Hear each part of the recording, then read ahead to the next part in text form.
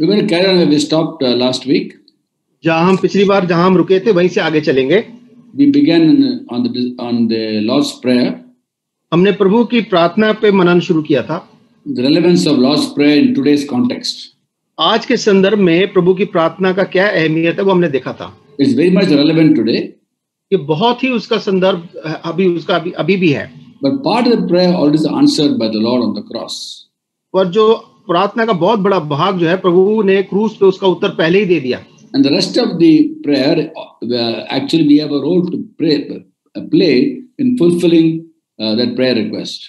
और जो बाकी की जो प्रार्थना है उसमें हमारा बहुत बड़ा योगदान है, जिम्मेदारी है उस प्रार्थना को पूरा होने में. Last week we spoke about how that prayer is actually a mirror to us, the first part of the prayer. और हमने पिछली बार देखा था कैसे ये जो प्रार्थना का जो शुरुआत वाला भाग है वो हमारे लिए एक दर्पण की तरह है. Last week I spoke about three aspects of that prayer wherein we have a role to play in the fulfillment of that prayer. और पिछली बार हमने तीन बातों को देखा था और उस प्रार्थना में हमारा क्या योगदान है उस प्रार्थना को पूरा होने में वो भी हमने देखा था. The first is we say to God, hallowed be your name. पहले हमने देखा था तेरा नाम पवित्र माना जाए. And that means that we have to have hallow his name because God wants to show his holiness through his people to the outside world. और उसमें हमें अपने आप को पवित्र रखना है क्योंकि परमेश्वर चाहता है कि हम उसके जो लोग हैं वो पवित्र लोगों को दुनिया को दिखाए. Hallowing is the verbal expression of the noun holy. जो संज्ञा है पवित्रता उसकी जो क्रिया है वो है ये उसका नाम पवित्र माना जाना. When we say hallowed be your name, we're telling God, Lord, let your name be holy through your holiness be seen through your people. और जब हम कहते हैं प्रभु तेरा नाम पवित्र माना जाए तो हम ये बोलते हैं प्रभु तेरे लोगों के द्वारा से तेरी पवित्रता लोगों को दिखाई दे. When we pray like that, we are basically the mirror to us. Are we hallowing his name? तो जब हम ऐसी प्रार्थना करते हैं तो हमारे सामने एक दर्पण आता है कि क्या हम प्रभु को के नाम को पवित्र मान रहे हैं. Last week we spoke about how if you want other people to be hallowing the Lord's name, God will ask us, are you hallowing my name? तो जब हम प्रार्थना करते हैं कि प्रभु तेरे नाम पवित्र माना जाए और दूसरों से बोलते हैं तो प्रभु हमसे पूछेगा क्या तू मेरे नाम को पवित्र मानता है. Second aspect of prayer is thy kingdom come. और दूसरा भाग देखा था तेरा राज्य आए. Today through Christ's sacrifice on the cross we are in the kingdom of God. प्रभु यीशु मसीह के क्रूस पे जो बलिदान दिया उसके द्वारा से हम प्रभु के राज में हैं. The Lord has brought us into his kingdom. प्रभु हमारे को अपने राज में ले आए. As God's people we can enjoy God's kingdom while living in a wicked world. और परमेश्वर के लोग होने के द्वारा से हम इस दुष्ट संसार में रहते हुए भी परमेश्वर के राज का आनंद उठा सकते हैं. But this kingdom has not come for other people.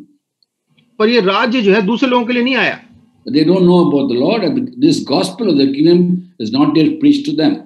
और वो परमेश्वर को नहीं जानते उसको उनका प्रभु यीशु मसीह का सुसमाचार जो है उन तक अभी तक प्रचार नहीं किया गया. So when we say Lord let the kingdom come, तो जब ये बोलते हैं प्रभु तेरा राज्य आए, is a mirror to us. Are we sharing the gospel of his kingdom to the people? तो जब हम प्रार्थना करते हैं प्रभु तेरा राज आए तो ये हमारे लिए एक दर्पण हो जाता है कि क्या तू परमेश्वर के राज्य के लिए उसके सुसमाचार बांट रहा है. Nobody can enter God's kingdom without being born again. कोई भी परमेश्वर के राज में बिना नया जन्म पाए हुए प्रवेश नहीं कर सकता. To be born again, they should call upon the name of Jesus. और अब नया जन्म पाने के लिए हमें प्रभु यीशु मसीह के नाम को पुकारना है. For that they must hear about Jesus. और उसके लिए उसके नाम पुकारने से पहले उनको प्रभु यीशु मसीह के बारे में जानना है. And for that the gospel has to be shared. और उसके लिए सुसमाचार प्रचार करना जरूरी है. So again we have a role to play in being involved in the spread of the gospel for people to receive this kingdom. तो हमारा एक बहुत बड़ा जिम्मेदारी है जब हम परमेश्वर के राज्य के बढ़ोतरी के लिए बात करते हैं तो हमारा बहुत बड़ा एक योगदान है उसमें. And third is thy will be done. और तीसरा है तेरी इच्छा जैसे स्वर्ग में पूरी होती है पृथ्वी पे भी हो. And the word will there we discussed last week, it means wish or desire of God. और वो है कि परमेश्वर की इच्छा उसकी जो मनसा है वो. God's wishes don't all automatically take place. परमेश्वर की इच्छा जो है वो स्वाभाविक रीति से पूरी नहीं होती.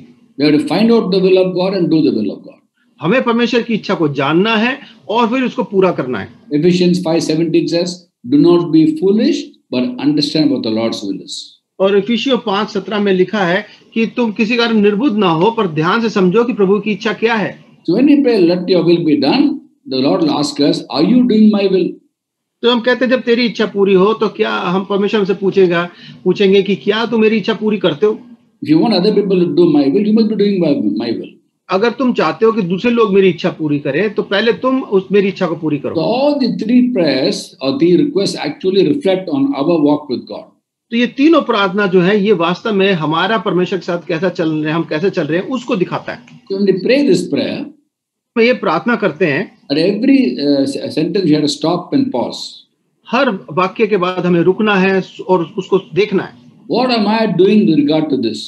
इस बात के लिए मैं क्या कर रहा हूँ? Am I hallowing His name? मैं प्रभु के नाम को पवित्र मान रहा हूँ?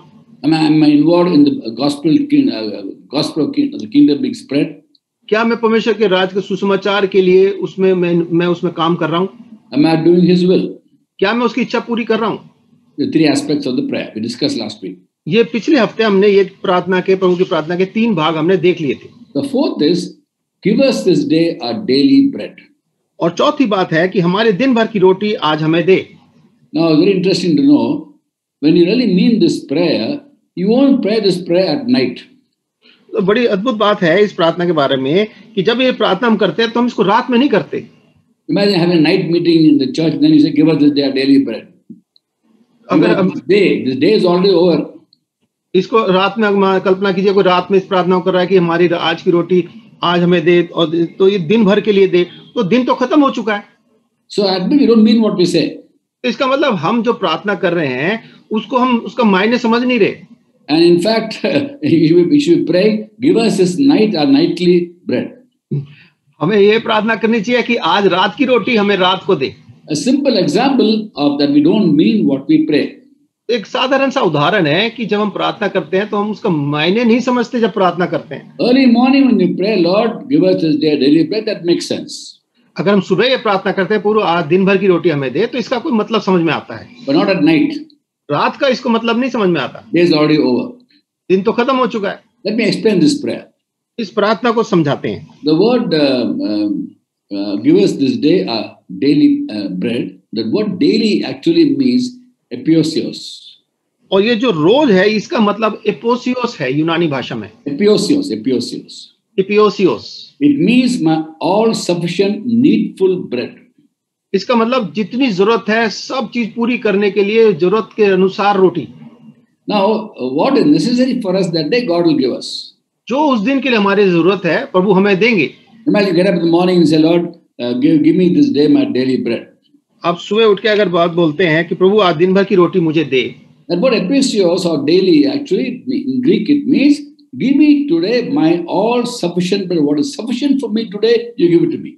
तो उसका मतलब हम ये है कि प्रभु आज की जो एपोसियोस मतलब आज की जितनी मेरी जरूरत है उसके अनुसार मुझे आज की रोटी दे दे। What is a portion for me today, you give to me. जो मेरा हिस्सा आज के लिए है जो आपने रखा है वो आज मुझे दे दीजिए। What you have planned for me. जो आपने आज मेरे लिए योजना बनाई है। It could be nothing. हो सकता है कुछ भी ना हो। It could be fasting. हो सकता है उपवास रखना हो।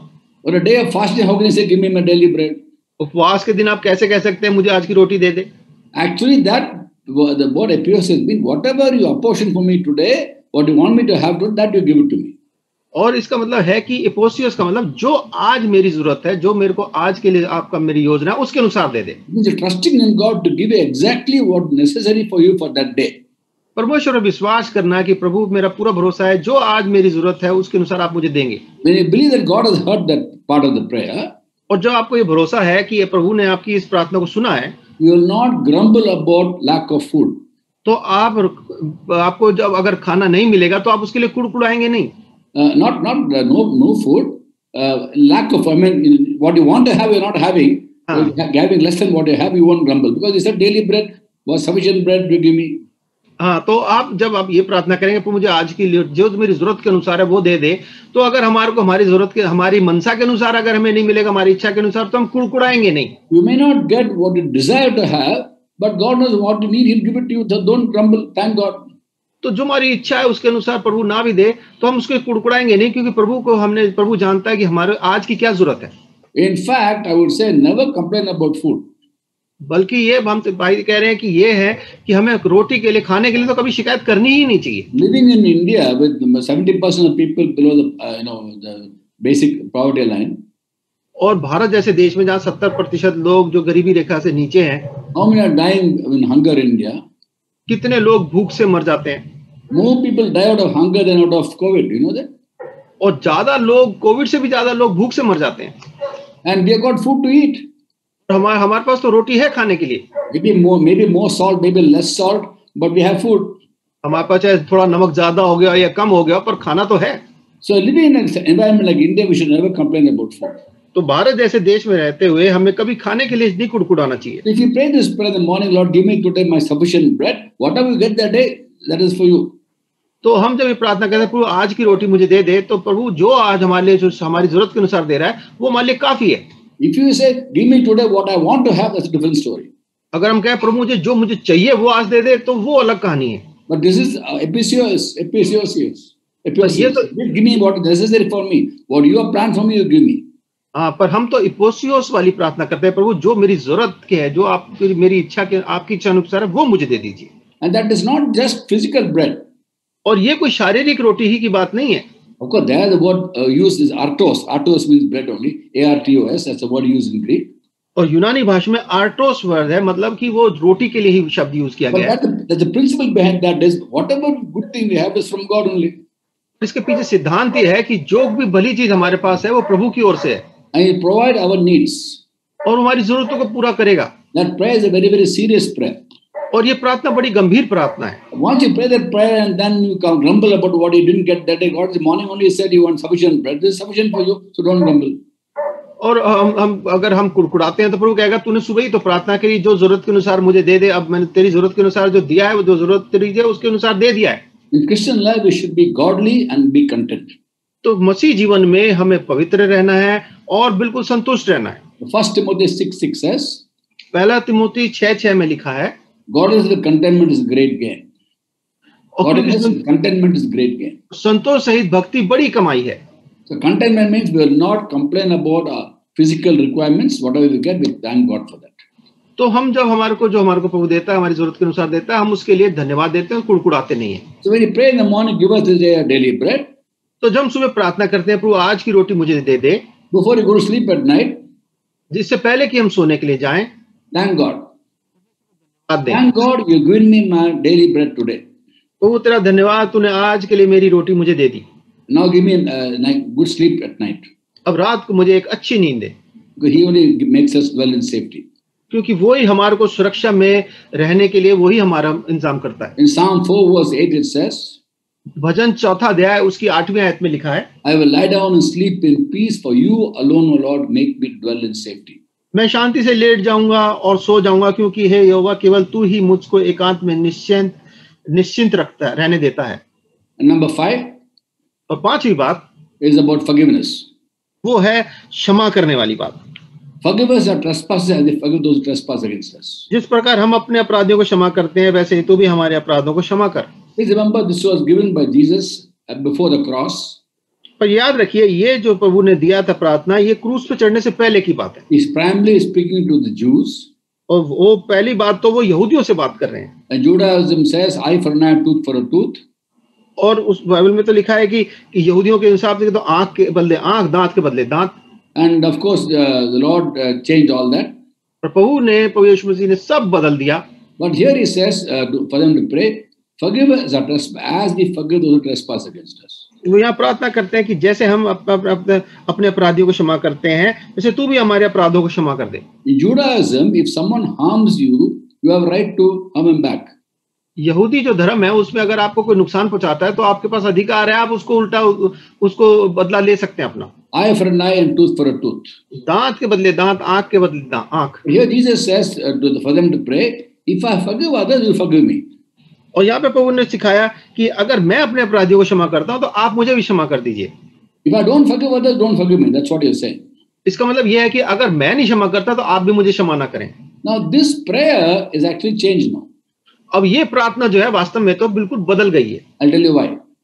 आपको बताएंगे क्यों। On the cross, Jesus forgave us unconditionally. क्रूस पे प्रभु यीशु मसीह ने हमें बिना शर्त के हमें माफ कर दिया। In the Old Testament time, every prophet testified about Jesus. पुराने नियम में जितने भी नबी थे, सब ने प्रभु यीशु मसीह के बारे में भविष्यवाणी करी। The law and the prophets point to Jesus. जो व्यवस्था है और जो जितने भी नबी थे, सब प्रभु यीशु मसीह की ओर इशारा कर रहे थे। And every prophet spoke about forgiveness in Jesus' name. और हर भविष्यद्वक्ता ने प्रभु यीशु मसीह के नाम के बारे में ही प्रचार किया। In the book of Acts, chapter 10, verse 43. फिर तो कम 10वां अध्याय उसकी 43वीं आयत में हम देखते हैं, We read about how when Peter goes household of Cornelius, he tells them, और जैसे पतरस जब कुरनेलियुस के घर जाता है और वहां बोलता है, all the prophets testify about him that everyone who believes in him will receive forgiveness of sins through his name. उसकी सब भविष्यद्वक्ता गवाही देते हैं कि जो कोई उस पर विश्वास करेगा उसको उसके नाम के द्वारा पापों की क्षमा मिलेगी। This forgiveness became manifest by Christ Jesus dying for us on the cross. और ये जो भविष्यवाणी थी ये पूरी हुई जब प्रभु यीशु मसीह ने क्रूस पे अपनी जान दी।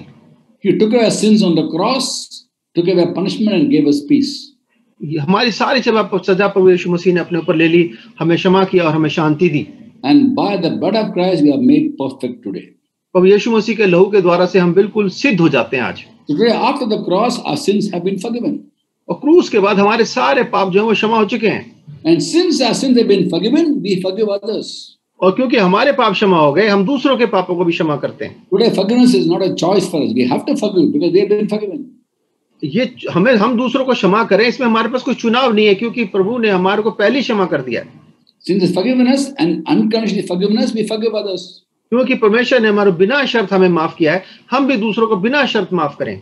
On the cross, he prayed for the people who put him on the cross. Father, forgive them; they don't know what they are doing.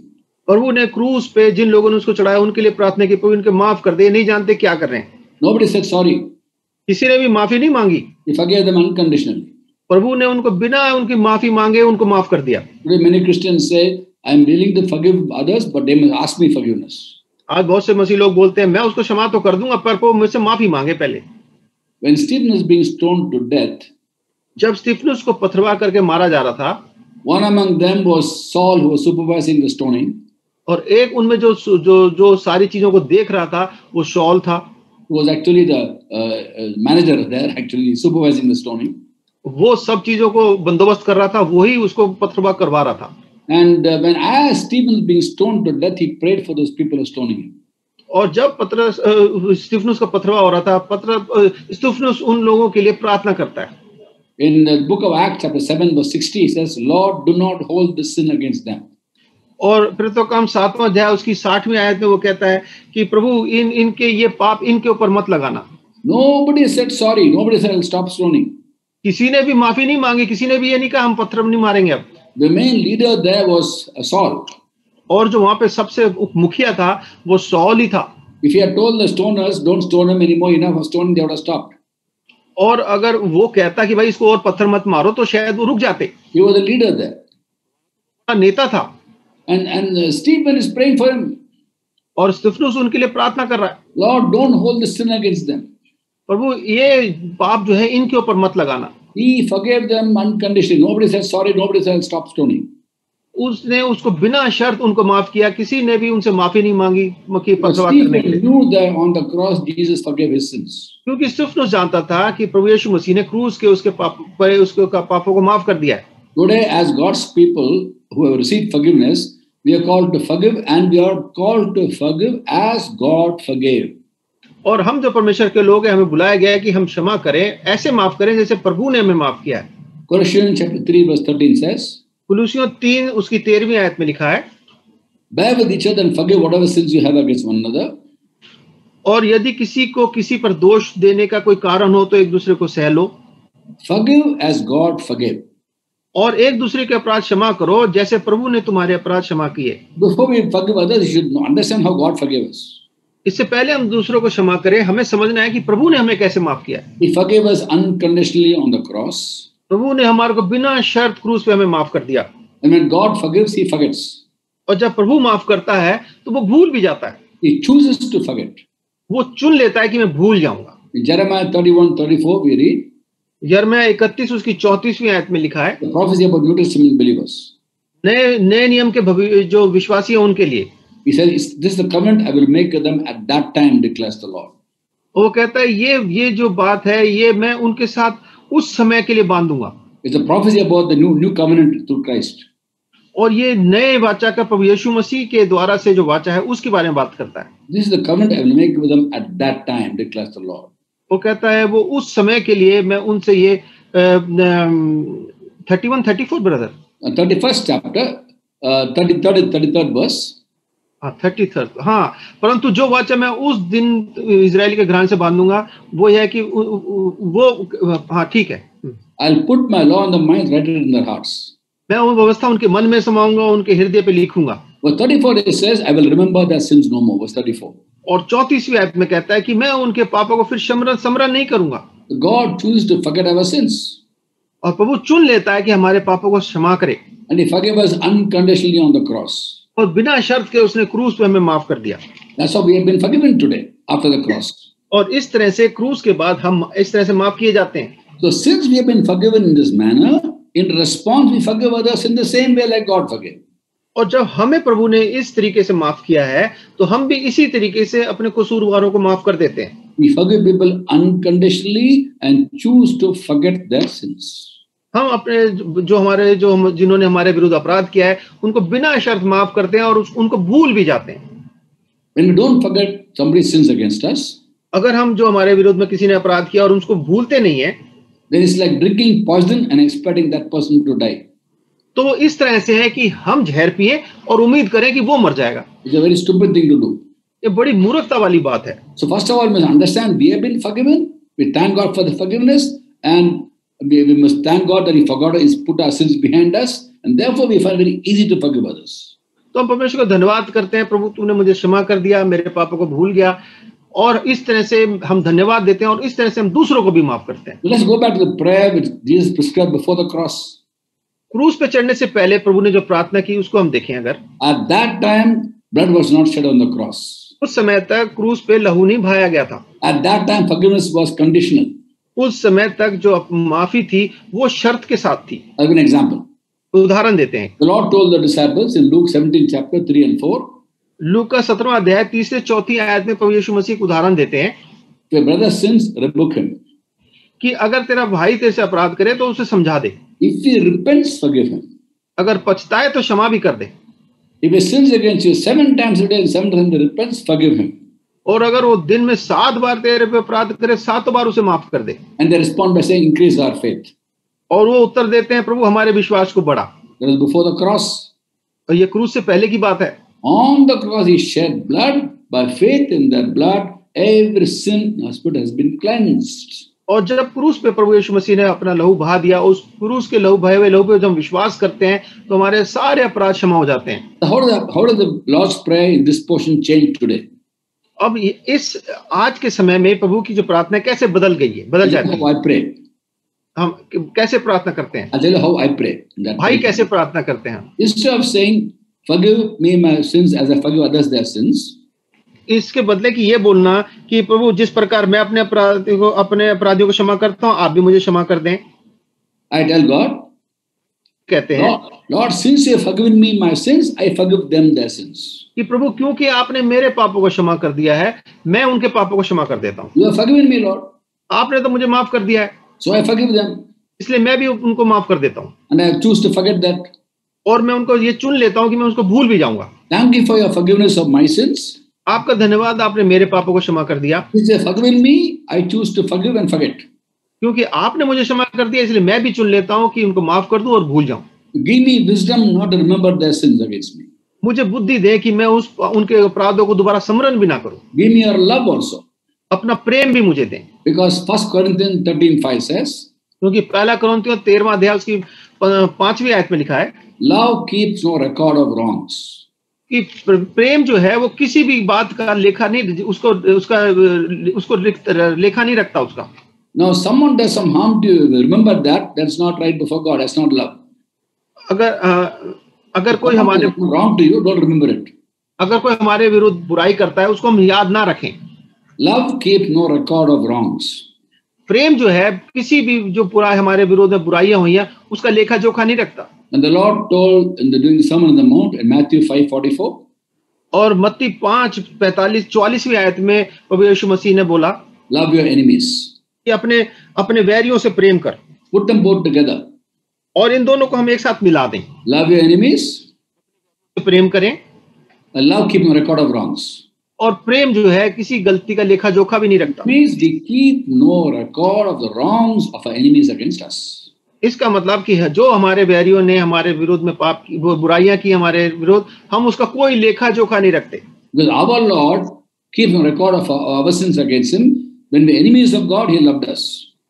और क्योंकि प्रभु ने भी हमारे पापों का कोई लेखा नहीं रखा, जब उसके वैरी थे तब भी उसने हमारा कोई लेखा We were जोखा नहीं enemies रखा। of God. Colossians 1:21 says we were enemies of God. कुलुसियों 1:21 के अनुसार हम तो प्रभु के वैरी थे, And therefore, since we've been forgiven, therefore we forgive others unconditionally today. क्योंकि हमारे पाप प्रभु ने क्षमा कर दिया, हम भी दूसरों को बिना शर्त माफ करते हैं। So that prayer again has changed. अब ये प्रार्थना बदल गई है, And because he has forgiven us, we forgive others. क्योंकि प्रभु ने हमें माफ कर दिया, हम भी दूसरों को क्षमा करते The हैं। sixth point, छठी बात, is, lead us not into temptation, but deliver us from evil. हमें परीक्षा में ना ला परंतु बुराई से बचा। This I already explained before, but I again repeat it. ये पहले समझा दिया है, फिर भी इसको दोहरा देते हैं। Lead us not into temptation, but deliver us from evil. हमें परीक्षा में ना ला परंतु बुराई से बचा। The word deliver is from a Greek word called raiomai. और ये बचाना, ये यूनानी भाषा का एक शब्द है रेनोमाई से। Raiomai, RHYOMAI, raiomai. रायोमाई, That means rescue. रायोमाई का मतलब है छुड़ा देना, बचा देना। Deliver us from evil means rescue us from evil. The word evil is poneros. Poneros means the evil one. और हमें बुराई से बचाए, जो दुष्ट से बचाए, जो परनेरोस शब्द है उससे बना है। What this prayer basically means is, as long as I'm not delivered from the evil one, how can I face temptation? और इसका मतलब यह है कि जब तक कि मैं उस दुष्ट से नहीं छुड़ाया जाता, मैं इस अभिलाषा से, परीक्षा में कैसे बच सकता हूं इससे। To leave me not temptation, rather deliver us from evil. पर इसका मतलब कि मुझे परीक्षा में डाल, पर बुराई से बचा। The Lord also told the Jews in John 8:31-32. और यीशु मसीह ने यहूदियों को बोला यूहन्ना 8:31 और 32वीं आयत में, Behold, on my teaching you really my disciples, then you will know the truth. Truth will set you free. और यदि तब यीशु ने यहूदियों से उनसे कहा कि यदि तुम मेरे वचन में बने रहोगे तो सचमुच मेरे चेले ठहरोगे। You will know the truth. Truth will set you free. और सत्य को जानोगे और सत्य तुम्हें स्वतंत्र करेगा। Set free from what? स्वतंत्र किस चीज से करेगा? Set free from sin, set free from the evil, set free from the evil one. पाप से, बुराई से और दुष्ट से। They were not yet set free. अभी तक हम उससे नहीं छूटे हैं। Only on the cross, by the work of Christ on the cross, they were set free. सिर्फ क्रूस पे जो प्रभु ने काम किया उसके द्वारा से हम छूटे हैं। This was before the cross. और ये प्रार्थना प्रभु ने क्रूस पे चढ़ने से पहले की। So the prayer prescribed for them to pray before the cross was to pray, don't lead me to temptation, rather deliver me from the evil one. तो क्रूस पे चढ़ने से पहले प्रभु ने प्रार्थना ने सिखाई कि हमें परीक्षा में ना ला परंतु बुराई से बचा। I am not delivered from the evil one, so I can't face temptation. Let not temptation come to me. तो क्योंकि मैं दुष्ट से नहीं छूटा हूं तो मैं परीक्षा में नहीं, मुझे रिपीट करना brother, could not get you. Since I am not yet delivered from the evil one, I can't face temptation, so don't lead me to temptation. और क्योंकि मैं अभी बुराई से नहीं, मैं इससे दुष्ट से नहीं छूटा हूं तो मेरे को मैं बुराई से नहीं बच सकता, इसलिए मुझे परीक्षा में ना डाल। Yeah, that's what the prayer is. Okay. On the cross, when he shed blood, by that blood we have been delivered from the evil one. पर जब क्रूस पे प्रभु ने लहू बहाया, उस लहू के द्वारा से हम उस दुष्ट से छूट जाते हैं। Now, if you look at Colossians chapter 1, 13, 14.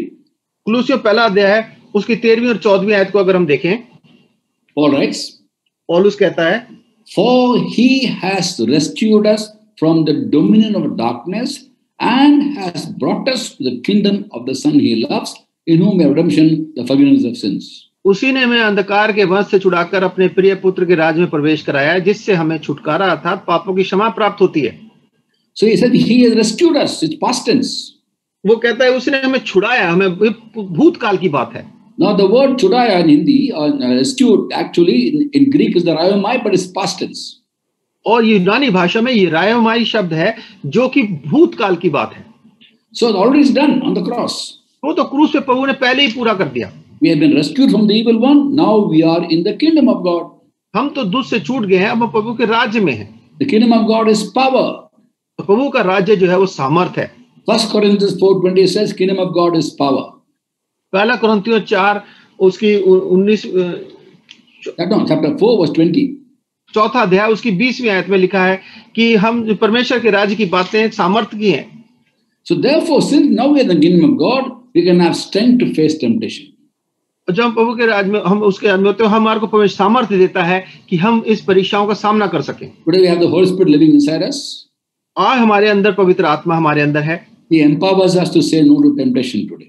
वो हमारे को सामर्थ्य देता है कि हम परीक्षा में पड़ने से पाप को ना कह सकें। That's why in 1 Corinthians 10:13 Paul writes, इसलिए पहला कुरिन्थियों 10:13 में पौलुस लिखता है, God is faithful. प्रभु विश्वास योग्य है। He will not allow you to be tempted more than you can bear.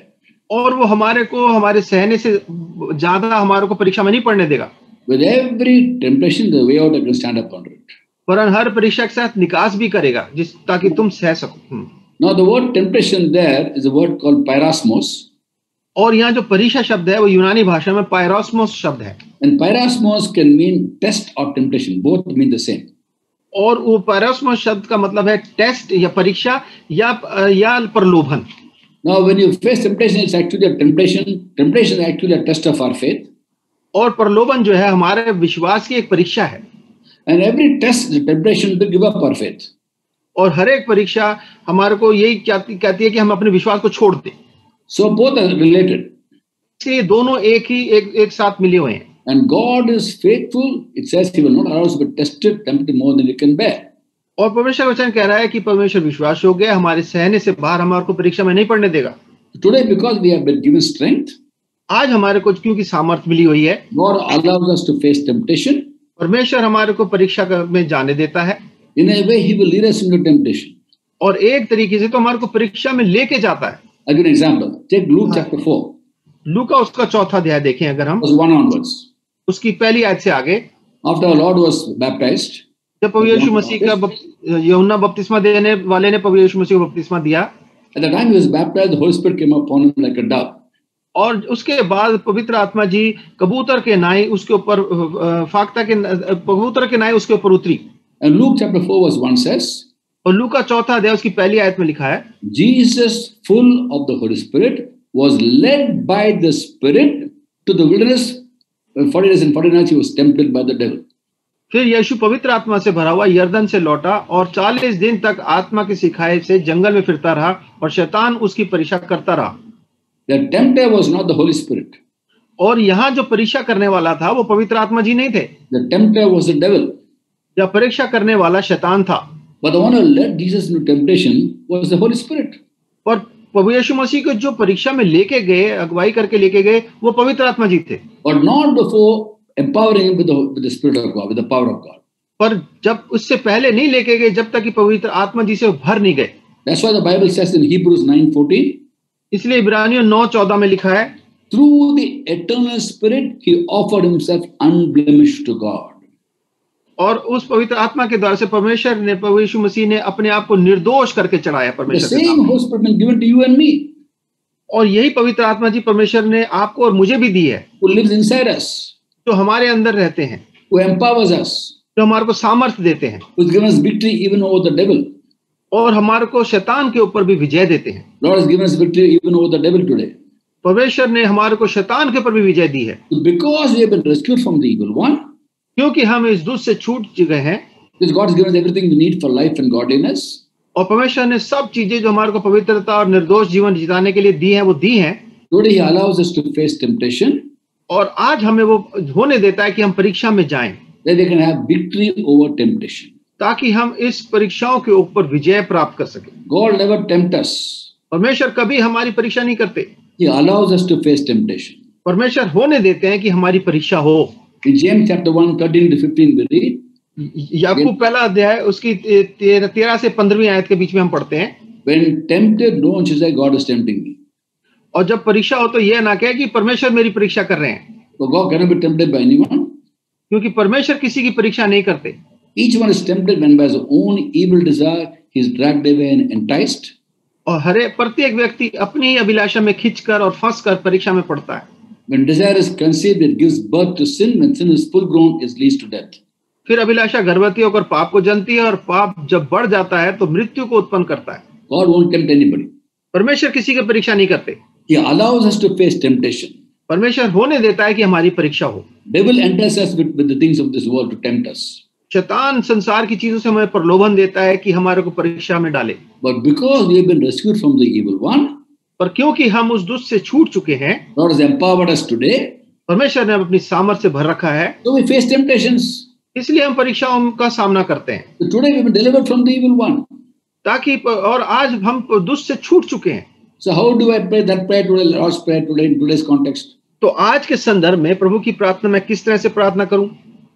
Thank you, Lord, for delivering me from the evil one. प्रभु तेरा धन्यवाद, तूने मुझे उस दुष्ट से छुड़ा दिया। Therefore, by your strength, I can face every temptation that comes to me. इसलिए आपकी सामर्थ जो आपने मुझे दी है, उसके द्वारा से मैं हर परीक्षा जो मेरे सामने आती है उसका सामना कर सकता हूं। And because you are faithful, you will empower me to face temptation. और क्योंकि आप विश्वासी हो गए हैं, आप मुझे सामर्थ देंगे कि मैं उस परीक्षा का सामना कर सकूं। You not allow me to face any temptation which I cannot bear. ऐसी किसी परीक्षा में नहीं जाने देंगे जो मेरी सहायता से बाहर की हो। So we realize in this Lord's prayer, every part of the prayer either is already fulfilled or we have a role to play. तो हर एक परीक्षा जो हमारी ये प्रार्थना जो हमारे इसमें हम पढ़ते हैं, इस प्रार्थना में हर एक के लिए किसी या तो हमारा काम करने का है और हर एक में हमारी एक जिम्मेदारी है। It's a pattern of prayer. ये तो एक प्रार्थना का एक नियम है, नमूना है। Hallowing your name, we have a responsibility. पवित्र नाम माना जाए, प्रभु तेरा नाम पवित्र माना जाए, हमारी जिम्मेदारी है। Thy kingdom come, we have a responsibility. तेरा राज आए, उसमें भी हमारी जिम्मेदारी है। Thy will be done, we have a responsibility. तेरी इच्छा पूरी हो, उसमें भी हमारी जिम्मेदारी है। Give us the daily bread, we have a responsibility to be content with whatever we have. आज की रोटी मुझे दे, उसमें भी हमारी जिम्मेदारी है कि मैं जो रोटी मेरे को आज मिले मैं उससे संतुष्ट रहूं।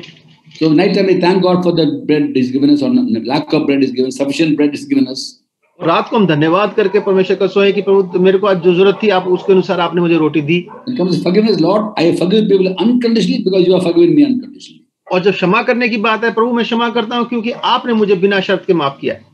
I thank you for forgiveness, therefore I forgive others. आपका धन्यवाद प्रभु जी मेरे को क्षमा करने के लिए, इसलिए मैं भी दूसरों को क्षमा करता हूँ। I thank you for forgotten my sin, therefore I will forget the others' sins. क्योंकि आपने मेरे पापों को भूल गए हैं, इसलिए मैं भी दूसरे के अपराधों को भूल जाऊंगा। Even the Old Testament time we read in Psalm 130 verse 3. और पुराने नियम में भी भजन 130 उसकी तीसरी आयत में हम पढ़ते हैं। Remember, it is actually time of the law. और ये तो व्यवस्था की बात है। And at that time, the psalmist says, और उस समय में जब व्यवस्था की बात थी तो भजन लिखने वाला लिखता है, writes about God there. वहां परमेश्वर के बारे में लिखता है, If you, O Lord, kept a record of sins, who can stand before you?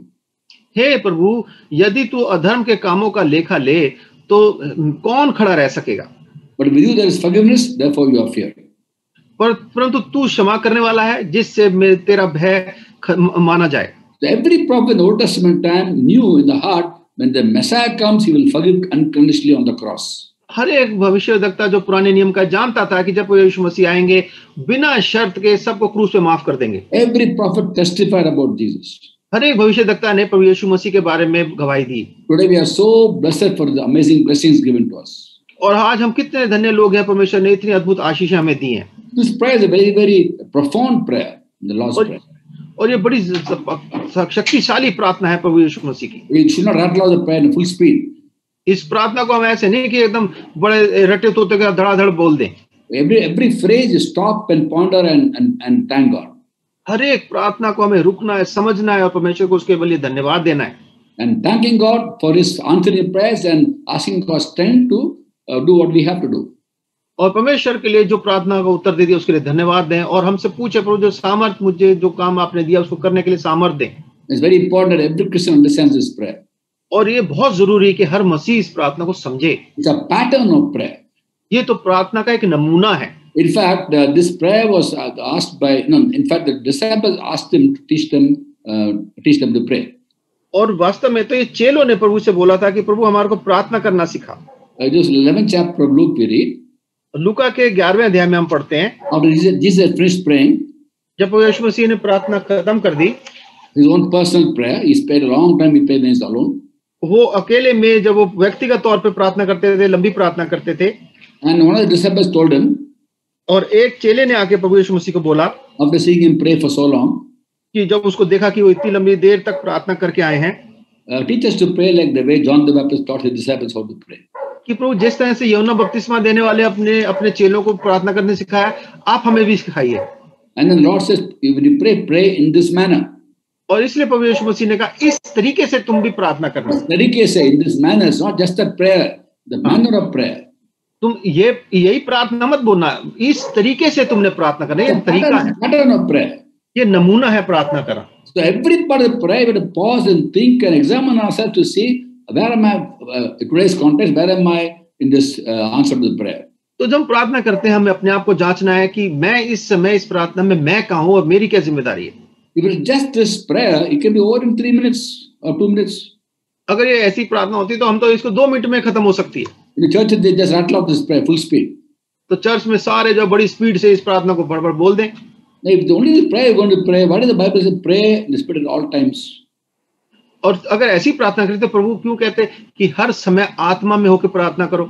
If this prayer is sufficient for us to pray, just a few those words, 9 to 15, the 6 verses, then why does the Bible say pray the Spirit at all times? Ephesians 6:18. अगर यही प्रार्थना करनी होती जो 6 आयतों में है, तो प्रभु क्यों कहते हैं कि हमारे को आगे कि हम आत्मा में होकर लगातार प्रार्थना करते हैं, जैसे इफिसियंस 6:18 में लिखा है? What does the Bible say in 1 Thessalonians 5:17? Pray without ceasing. और पहला थिस्सलुनीयों 5वां अध्याय उसकी 17वीं आयत में क्यों लिखा कि बिना रुके प्रार्थना करो? Doesn't mean keep on repeating the prayer again. इसका मतलब ये नहीं कि वही प्रार्थना बार बार दोहराते रहो। We are led by the Spirit to pray. हम आज जो है आत्मा के द्वारा हमारे को अगुवाई होती है कि हम प्रार्थना करें। So we go beyond what God has told us, that pattern of prayer, and every part of prayer we examine, and then as the Lord leads us, we pray even more for so many other needs we pray today. और हम इस नमूने इस प्रार्थना को देख के हम इस नमूने से प्रार्थना करते हैं, और बहुत सारी और बातें हैं, जरूरतें हमारी होती हैं जिसके लिए हमें प्रार्थना करनी है। In fact, more than talking to God, we should listen to God in our time of fellowship with God. और प्रभु की जो प्रार्थना का जो समय हम संगति में बिताते हैं, उसमें हमें प्रार्थना में ज्यादा समय बिताना चाहिए।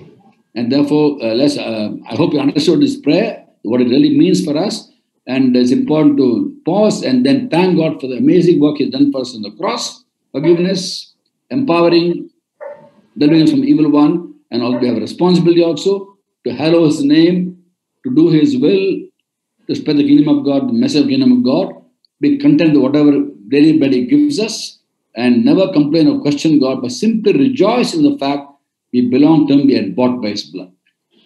हाँ, तो हमें जो प्रार्थना को बड़ा समझ के इसको बोलना है कि याद करते हुए कि हमारी इसमें क्या जिम्मेदारी है कि परमेश्वर के राजा आए, प्रभु तेरा नाम पवित्र माना जाए, तो उसमें हमारी क्या जिम्मेदारी है। और जो परमेश्वर जैसे क्षमा करने की बात करते हैं, परीक्षा में ना डालने की बात करते हैं, हम किस तरह से उसमें प्रार्थना करें और इसको बड़े समझ के इसमें प्रार्थना करें। God bless you all. आप सबको आशीष दे।